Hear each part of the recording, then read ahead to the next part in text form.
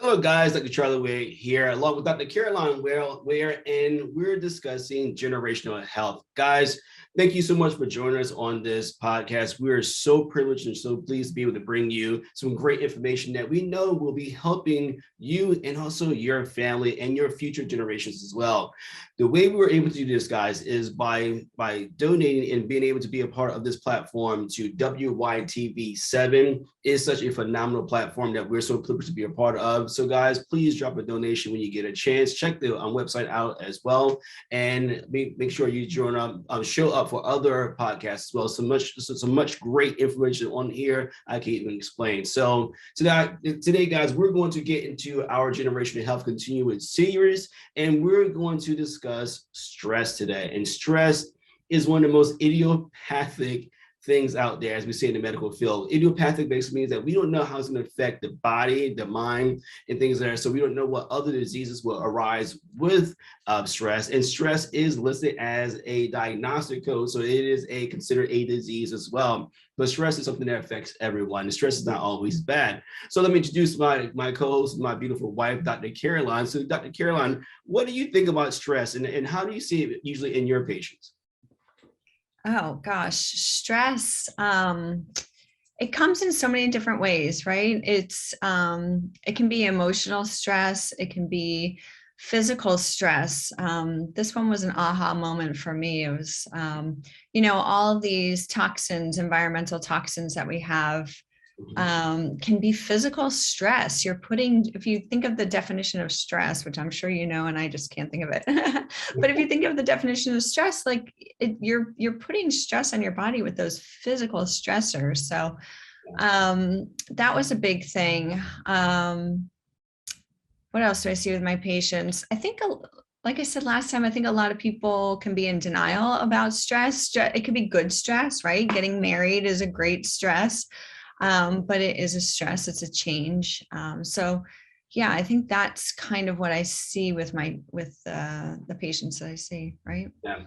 So to give you a broad spectrum definition of what stress is anything that brings you out of your homeostasis. Homeostasis can be where, some people like to have the room cold. So if you make the room hotter, their body starts to sweat. Right. That's a good stress, right?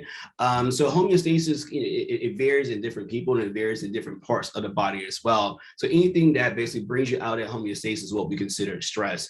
And by no means are we saying stress is the bad thing. We stated this several times that stress is a very, very good thing. How do you learn?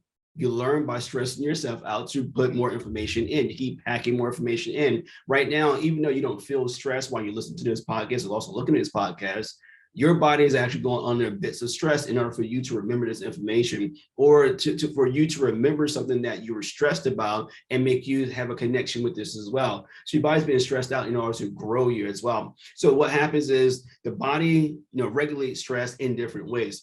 The bad part about stress really is when it becomes a part of your life, when you make it a habit, right?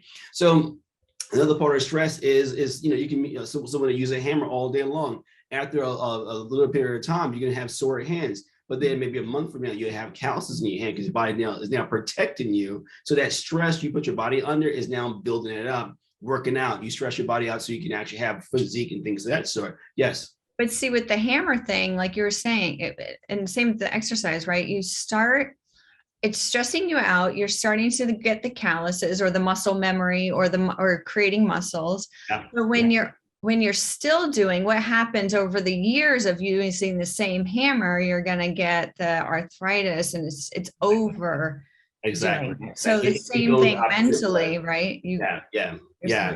Yeah, it is a good homeostatic basis where it's like, okay, I'm stressing you out a little bit to grow you. Right. And then doing the same thing is like, if you look at almost any athlete, they'll tell you, yeah, I was able to run faster, jump higher, but I kept doing the same thing over and over again. And over a period of time, their body broke down. Because there was so much dynamic movement and things of that sort. So what we're going to discuss really, especially Caroline, right? What you guys don't know that, Caroline was a world-class gymnast and also world-class diver as well. So she has a lot of injuries and the stressors that she had on her body. for someone who was able to do a background of with ease, and she could barely do a back bend right now because of all the stress she put on her spine. It's not, per se a bad thing. I don't want her doing all the things right now because, my insurance policy would go up so high on her. But it's one of those things where, she was able to put stress on her body to give her body muscle memory, but also it was able to actually, allow the flexibility in her body as well. And one funny thing is, because my daughter is also in gymnastics, and is when they hit the bar to basically bounce back over the bar and do all these crazy things on the uneven bars, is certain things on their hip that my daughter already has this little not per se bruise. It's a bruise, but over a period of time that they grow into like a callus pad where she won't even notice that she's hitting that bar as well. So these are good stressors, but also how it can turn to be bad. What we're going to talk about with stress is the normal everyday stress that we're not able to actually let go. And what am I talking about? I'm talking about you sitting at your desk right now or driving your car and you're gripping the steering wheel so tight because you're in traffic. And you're allowing that little bit of stress to now make all of these cascading feelings and also body emotions that actually go on, where your blood pressure goes up and you can't bring it back down. Your blood sugar is going up and you don't know how to actually bring it back down. Your thoughts are such enraging that you don't know how to take yourself out of that because you're so used to it. So it's certain things that stress does to your body. It takes you out of a nice and sympathetic setting to a parasympathetic phase where you're like, it's like it heightens all your senses. So you're very, very sensitive to everything. Notice when someone's really angry, you can like lightly touch them, it'll jump like, what? That is like them being in a parasympathetic phase all the time, not knowing how to turn that off. The cortisol in the body is now over responding to every little thing, but also what's also happening on the back end of inside of the body. The body is actually craving more fats and more sugars and all of these things to keep your body sort of pumping like that. You see a lot of people like down in energy drinks. They're having these cups of coffee with all the sugar inside of it. They're having all these sweets and all these things because of the fact that the body say, listen, I don't want protein. I don't want, good food. I want food that's just fueling what I'm feeling right now over and over again. If you're having a bad day, first thing you want to do, either grab a drink, you grab something that is soothing to that. So it's going to be something sugary, something fatty, something that's not really good for you as well. So stress is going to feed a lot of these behaviors as well. One thing that we see from doing, from genetics and also epigenetics, we see that certain stressors can actually be passed on through your genes as well. And it's something that, we can look at over a period of time where if you're in certain stress, environments over a long period of time where, say for instance, I hate to use the term, but you're in Cambodia and they've been in insurgents for the last 40 to 50 years, constantly trying to run and not be bombed and things of that sort. So your mom is stressed out, the baby's stressed out, then that baby's growing up to be a teenager and also adult, also stressed out, and having another baby with someone also. So they're passing those stress genes along, so their dopamine levels could be at a very, very low level because they're so used to having high rates of cortisol in their system. So that feel-good sensation, that happy sensation is hard for them to come by from a genetic standpoint. And also, I see this in some of my patients that we run genes on. I'm like, wow, your dopamine levels are so low from a genetic standpoint. When you run those trace minerals, those neurotransmitters, and like, wow, yeah, it's hard for you to get going during the day because your cortisol is so high at night because you're so afraid to sleep because you don't know that someone may try to attack you in your sleep and things of that sort. So many things sort of actually, again, you can pass along, but also not just genetically, behaviorally. If you have an anxious mom, someone that's always like, hey, look, you wear a coat outside and, don't, it's constantly stressed and out and constantly anxious, that's not going to be, say, a genetic thing. It'll be a behavior thing. So you may also be a stressed out person as well. So what tends to happen is you're looking at things from a perspective where you're like, wait a minute. So, seeing a car go across the street, I should always be afraid of cars. The funniest thing is always snakes and also spiders, the two S's. Some people are so afraid of spiders that if a spider's in the house, someone will just run out the house. I'll never go back in the house ever again because it's a spider inside the house.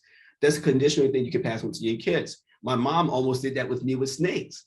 I was looking, I was at this event with my two older kids when they were younger. and they were bringing all these birds, whatever. I'm sitting on the front row, and the announcer say, listen, we're going to bring out some animals that are fun, but some of you guys may want to move back if you're on the front row. I'm sitting there like, what can they bring out? You know, whatever.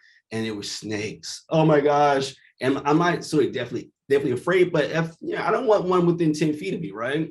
Long story short, my 2 young kids were like, oh, I want to pet this snake. I want to pet snake. So the lady brings these 2 snakes over, and the snakes are hissing all by my ears. And I'm just singing like, Jesus, somebody help me. Just Jesus be with me. So somebody help me right now, because I'm getting ready to run. But I didn't want to show that fear, you know, to my kids, not because of the fact that I'm trying to be macho. I'm like, you know, I don't want to condition them. I don't want them to think that, you know, me being stressed out right now is a bad thing. No, it's actually a good thing. I know if anything happens, I'll be able to protect them, but also run very, very fast with both of my arms, you know, away from this perceived danger as well. So that's what it's really about. It's really about having you really dial in to perceive dangers to see if it's really a stressor, or how you're going to start your day off. You know, most people say, oh man, I have to go to work. I have to go to work today. No, you get a chance to go to work to do something that's going to provide for your family. It's about that mind twist, guys, that mind twist. So let's just start there, twisting your mind to sort of say, hey, look, you know, my wife, my marriage is so stressful. Why? No, you get a chance to be with someone that's a loving individual that's actually providing for you things there. So it's all about changing the narrative first and foremost mentally, and then we start to change the things around us physically as well. So I just gave a little bit of background and so science and also practicality around what stress really is. But I also want to hear from you, Dr. Caroline, that some of the things that you see even within yourself and also in your patients that you can actually add on to that too. Oh, for sure. So we talked about a bunch of different stressors, but the emotional stress, the mental chatter, that is the stress that I forgot what the stat was, but we have the same few thoughts over and over and over in our head, right? Like we think of the same thoughts. Man, I wish I knew what the stat was. Yeah, I'm sorry, yeah. So it's like, throughout the day, we have about anywhere from 36,000 to 50,000 thoughts on a day, right? And usually it's about 60 to 75% of the same thoughts. The same thoughts you just said. Yeah. Typical. So it's so important for us, and that's one reason why I sort of preface this with saying it's about retraining our thought process. Something that, you know, I'm gonna throw Dr. Carol on the bus right now, but it's something she used to always say, and by the grace of God, she took it out of her vocabulary. She was like, "Oh, I got to put up with X, Y, Z. I got to put up with something." Like, no, you don't have to put up with it. You get a chance to put up with it. It's a privilege to be in a company of X, Y, Z. Because again, it's something that she's heard, you know, a lot in her past, and it's something that you know, it's just like me. It's some things I would say, or a noise I would make that she was like, oh, he's making that noise again. He's stressed out, whatever. But I'm like, no, I'm not stressed out. I'm just used to hearing this or even doing it, because this is what stressed people also do as well. Mm-hmm. So it's about, you know, again, changing that pattern or thought, because you guys have to realize that everything that we think, we believe. Everything that we personally think, we believe about ourselves. So it's like with me, it's like, you know, for a long time, everyone used to think that I was so afraid to fly in a plane. I'm saying, no, I'm not afraid of flying a plane. I'm a control freak. I'm not the one flying the plane. I don't care about being up there, you know, 30,000 feet. It's really, hey, are you qualified to fly this plane? I don't care how many hours you flew, but you know, I don't know you. I can see you eye to eye and shake your hand and make sure you're doing well. So that was always my thing. So it's about making sure that we're changing those narratives, you know, and being in a mindset willing to accept change. And that's the biggest thing. So guys, thank you so much for joining me for this first segment. We get ready to take a commercial break. Don't forget to join us in our next segment, because we're going to give you practical ways to be able to handle your stress as well. So stay tuned. 80% of women will develop a pelvic health condition at some point in their lives. There is relief. There is hope. The Pelvic Floor Store, your resource for personal health.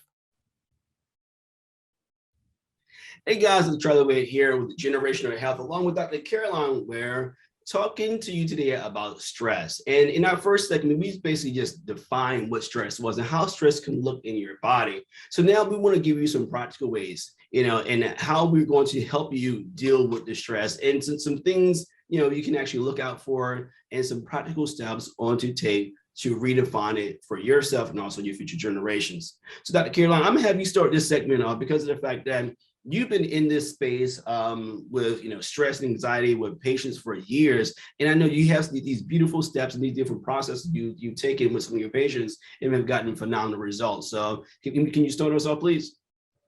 Well, I think a lot of times when it comes to stress, like I was saying, we have the same thoughts over and over again. So a big thing is just to recognize your personality or the thoughts that you're having. And then like Dr. Ware said, just change the narrative to it, right? You can ask yourself, why do I think this way? Like, why about this? Why? You can just question yourself why, and just keep going until it's like, oh, that's the real answer. Because you might have to ask this question why over and over and over again. Like, my kids are driving me crazy. Why are they driving me crazy? Well, I think because they're drank too much sugar or something like that. Well, why did I give them too much sugar to drink? What can and then you keep going and you kind of figure out like, oh, this is the solution. Like, give them a different type of drink. Make sure they're going to bed earlier. See how I go right to the kids, right? Because that's my stress point right now. But, you just make sure that they go to bed early, so you're taking the stress, but you have to own it because it's really just the way that you're thinking, right? So I used to have severe panic attacks, not agoraphobia, but I was pretty bad. And so one thing I learned is a lot of people who have stress, it's our personality. We're black and white thinkers. We're all or nothing. Like, we're either gonna be, I don't know, we're just so like extreme, there's no gray area for us. And, we have high expectations of other people, but we have high expectations of ourselves. One great thing that you can think of is when you're looking and you're checking at your thoughts too, is, who is this thought from? Meaning, is it a should thought? Like, I should be doing this. I should be going to college. I should be getting in this job. We're shoulding all over ourselves is the term, right? So these are some of the thoughts, some of these extreme thoughts, the black and white thoughts, the should thoughts. You want to take a look at them, or the what ifs. That's another thought. Yeah. What if this happens, or what if that happens? So you want to start journaling these thoughts. It's so wonderful when you start putting these to paper and you're like, oh, wait a minute, I don't need to do that. That's actually not something that I want to do. I hear my mom's voice when I'm thinking about that thing, or I hear somebody else saying that, or it's even like the world, right? Like, I'm a mom of younger kids and I feel like, well, I should be having this booming practice and I should be doing this because the world's telling me I have to be doing this. So it's putting the stress on. It's like, wait a minute, no, I can just be taking care of my kids, be taking care of the household, like you have to see where these stressors are coming from. Like, you shouldn't have to look any way or be any way. You should just be you. So that is the biggest thing when I talk to people, is just really put down those thoughts, see what's taking up your time, and then make a solution to it. You either can't control it, because there's some things you can control and there's some things you can't control. And things that you can't control, you got to give it up. Whether you're praying and you're giving it to God, which, is so helpful, or whatever, but you just have to give that up, right? I am not going to be flying the plane. I cannot control the plane. I have no idea how to fly. So I have to give up that control. But what can I do to make myself more comfortable? What can I control? I can control that if I get enough sleep, I will be less stressed out. If I pack, right, Charlie, Dr. I used to pack like little lunches and make sure we had food that we knew we can eat on the plane, because, it just put less stress on us. If you're traveling with kids, whatever, you just do what you can control, and what you can't control, you gotta let it go. If there's some things you just have to let it go, or you change that narrative. So those are like the biggest things when it comes to thinking. And then, I'm just going to stop there because I'm kind of on a tangent. It was great information. I Yeah. loved it. And again, that's one of the practical things that most people who are stressed out, they don't want to pull themselves all the way back and just start writing things down and hold themselves accountable for their own change, because it's always someone else's fault as well. So that's why I usually see with a lot of my stressed out people, oh, well, this person, what can you control as well? But also, I want you to actually hear this stat. Between 90 and 95% of most ER visits is due to stress and anxiety. Right. Okay. It's really that high. And stress and anxiety basically means that false like heart attacks, panic attacks, false pain. I mean, it's so much that goes on. And I used to have so many teachers that they had to see me Monday evening, Monday midday. I mean, I used to have so many teachers coming in because most of them would go into panic attacks Sunday night.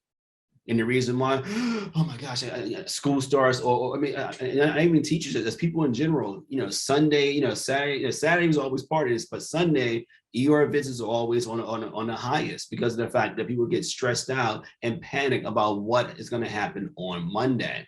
So just looking at that, knowing that so many individuals are already stressed out, why do you think there's so many, so it's the recreational drugs are always on the rise? Why do you think there's so many ads for alcohol and everyone saying, oh, chill out, relax, and be cool and things of that sort? Because they know that most people are looking for ways to de-stress themselves. But what about the basic things? Well, what about, as Caroline said, what about the things that you can control? And are you controlling to the best of your ability?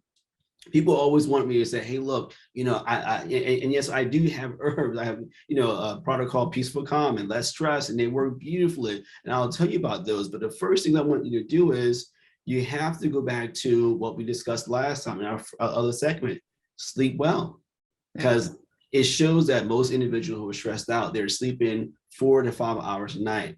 And they're waking up more stressed because they're not resting their body first and foremost. So please, and they're not thinking clearly because they have that drunk sensation, right? They have that drunk sensation. And then I just said in the last section, when you eat poorly, your brain is just going to be on a loop. Just feed me, more cram. And what's going to happen? You get more stressed out. You go over caffeinate yourself. You can underhydrate yourself. So your body is still stressed out, creating all this inflammation. I said before that because you're not sleeping well, you're about 140 times more likely to have a metabolic disease. When you're stressed out, it goes to be about 700% to have a metabolic disease. If you're in an office right now, look around to most individuals that's around you. Most of them are going to be overweight. Most of them are going to try to play it off as if they're not stressed out, but emotionally and also internally, they're totally stressed out. And they're using food, they're using lack of sleep, they're using all these other tools as just as pampering tools, right? So yes, you can have different teas. There's ashwagandha is a beautiful tea that is adapted. Just this means that it causes your body not to feel the stress as much. You can drink it as a tea and have capsules with it. Holy basil is something that I love. Holy basil, I give it to Caroline, sneak inside her tea sometimes, so it really, there's another adaptogen. It helps the body really calm down. Doesn't allow the adrenal glands to produce as much adrenaline, so you're not getting all crazy. But it also works the opposite with individuals that have a hard time starting your day. It'll help the body to absorb more of the cortisol, and you can actually get rid of it as well. Can I stop you for a second? So when so I just want you guys to understand that, yes, you have to do this emotional stuff. You have to take a look at your physical surroundings too, making sure you're getting sleep and all that stuff.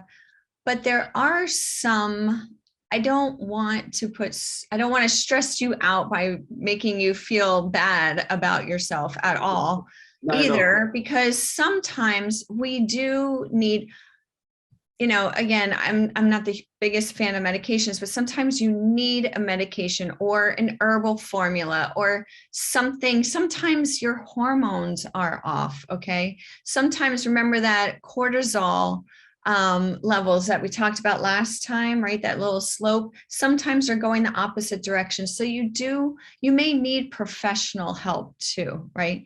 So, because I know sometimes like I have to take herbs to calm myself down to get through get through it. And I can do all the mind shifting, changing that I want, or before periods too, women, before your menstruation, like sometimes you just feel crazy. But you need to talk to a professional and make sure that that's taken care of. Again, it doesn't have to be medication. You can definitely do this through herbal remedies. Even acupuncture can help balance out the hormones, all those things. But you should speak to somebody if you feel like, whoa, this is just too much, Yeah, I mean, and just to piggyback on that and continue what I was saying was, what I want you guys to really take from this is, our overall theme for the entire year is going to be trying to. What are you trying to do? So in this segment, I want you to take a few things away from it. I want you to try what? Try yoga. That's great for stress. Try Pilates. Try meditation. Try prayer. Try reading just one scripture in the Bible a day and meditating on that to see if that and the peace of God is going to also help and heal you, along with the way. Try to drink something different. So if you are a coffee drinker, maybe just try tea, right? Try to, drink the holy basil or different herbal teas and things like that sort. At work, try to do, maybe an hour of work and go for a 5-minute walk or a bathroom break. Yeah. Right? Or while you're at work, try doing box breathing, 3 seconds in, 3 seconds out, 3 seconds in, 3 seconds out, right? Or just even take 3 deep breaths every hour.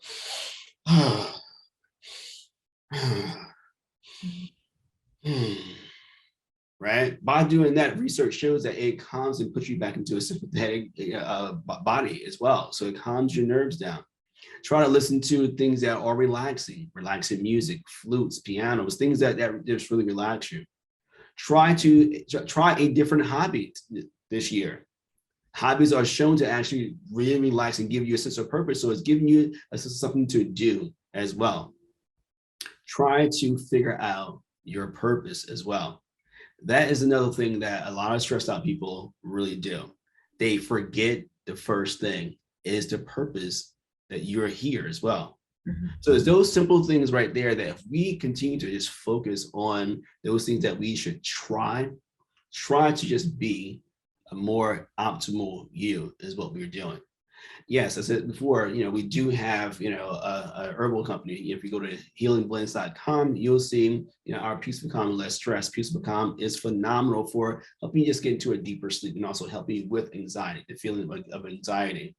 The less stress is what we said. It really does not allow your body to really feel the stress, the headaches, the constipation. People, almost everyone's stressed out, also constipated. So it'll help you go to the bathroom better, but also will not help you. It'll help you not have those tight feelings inside of your muscles as well.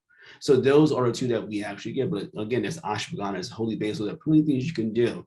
But the first thing I want you guys to do when you first wake up in the morning, pray, meditate, and stretch, so your body won't feel the actual stress itself. Before you get to work, stretch your fingers out, stretch your neck out, stretch yourself out so your body won't feel the stress. Re-envision yourself and try to find your purpose in your current situation, and then see if it's going to take you somewhere else, right? So those are some practical things that you can do. It's going to make sure that you're going to be phenomenal and also grow this entire year. So keep trying, guys. That's all we ask you, to continue to try. Hey guys, thank you so much for joining us on this podcast about stress. And also we will have other podcasts, continue our 4 pillars of health. Again, stress, sleep, diet, and exercise are our 4 pillars. We're going to continue to find all those and continue to please support WYTV7, because this is the way we're able to bring you such phenomenal content for you and your family. So thank you so much for joining us for Generation Health. I am Dr. Charlie Ware. This is Dr. Caroline Ware, and we're pleased to be your host. Thank you so much.